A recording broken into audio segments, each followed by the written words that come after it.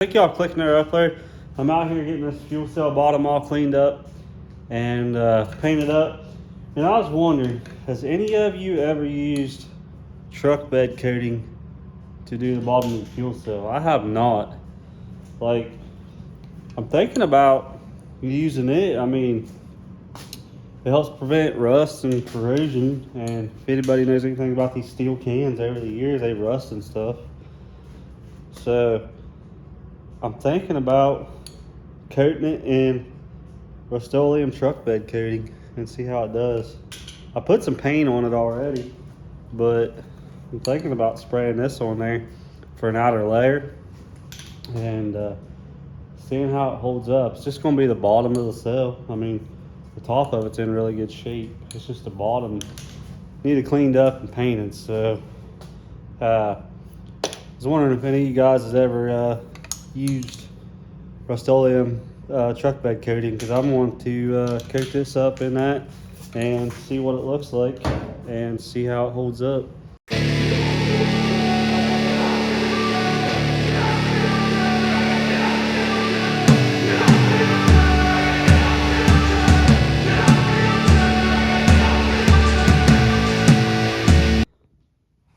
I like the little bit of texture it's got to it. I've been working on getting the shocks pulled off this thing so I can get them sent back.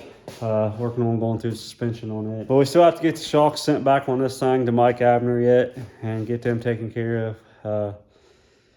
Get them freshened up, make sure they're all good. I love his shock package, so we've been using him for the last 3 years, 4 years, something like that. I've been running his Penske's. So I've had pretty good success on them, and I'm gonna keep sticking with them.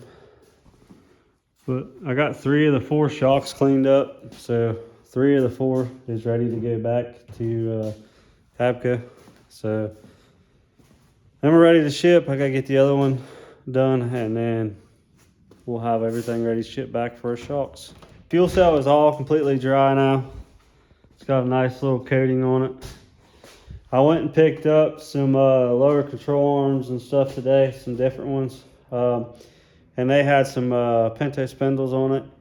And I needed some rotors for the street stock for the front to be able to roll the car around whenever we get it to that point, until I can buy some new ones, get the money to buy some new ones. So for now, I found this one, and this one was on the things that I bought.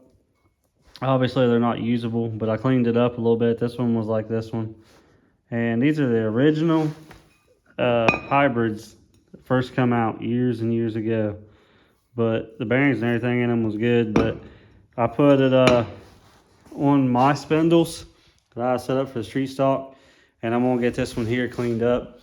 But I'm just going to use these to roll the car around until I can get some and get the new stuff to put on it. Once we get the cage and certain aspects of the cage and everything done, we got to be able to move it in and out of Chad's garage, because we can't just leave it sitting there. If there's a weekend I ain't got the time, we need to move it. Once we get to a certain point, then we'll be able to roll the car in and out. Well, I just needed something to roll it in and out with, so them ought to do it for now. I'll get that one wire brushed up a little bit, just so it don't look so terrible when the studs are cleaned up, and we'll at least be able to put a wheel on it to roll it around for now. But on the bright side, we got a spare set of spindles for it now, and that are good. And then I got some control arms from my other car out there, the Sport Mod. I'm gonna get this one here cleaned up the rest of the way, and then eventually I'm gonna get some brand new hybrid hubs and bearings and put on the front end of this thing. Other one's cleaned up. That'll do until I go get new ones. If I get off early enough this week on the nights I don't have ball with my kids, if I get off early enough this week, I'm planning on making a parts run to get more stuff for the street stock as well.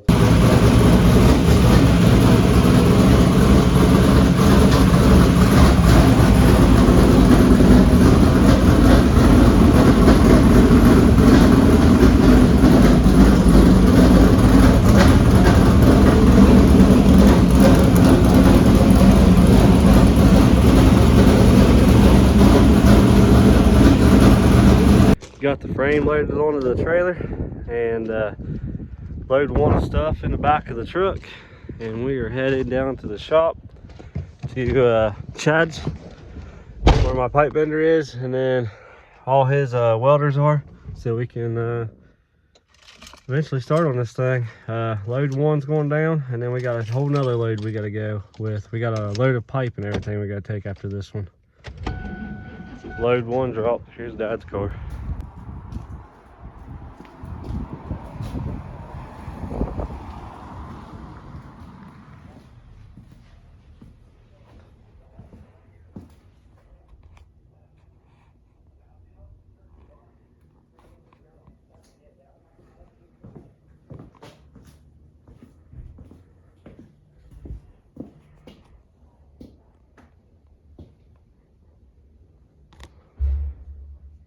A little tight in here to get around.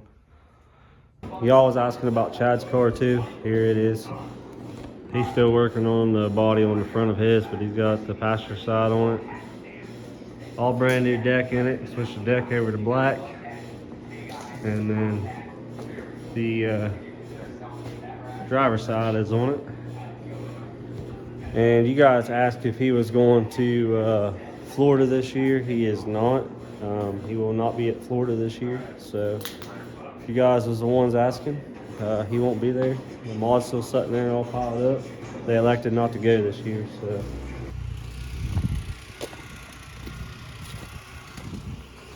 second load going down. So we're getting ready to run it, and then that'll be the last load for now. Go down, and it is a whopping 9 degrees today. So it's cold here in Ohio. I grabbed the jack stands out of the trailer to set the frame on. So other than that, everything is loaded to head down. I still gotta get some 1/4 pipe. They didn't have none when I went back to go get it. They got ordered it, so as soon as it gets here, we'll have it. All right, guys, we got the second load down here. The frame is inside, and it is time to start building a street stock. I'm gonna get this thing where the rear end and the front end's under it, so I know where to put my bars and stuff. We're just building it off of jack stands because we ain't got a jig like we've done in years past. Well, Dad and Jeremy's done in years past, and I've watched them do.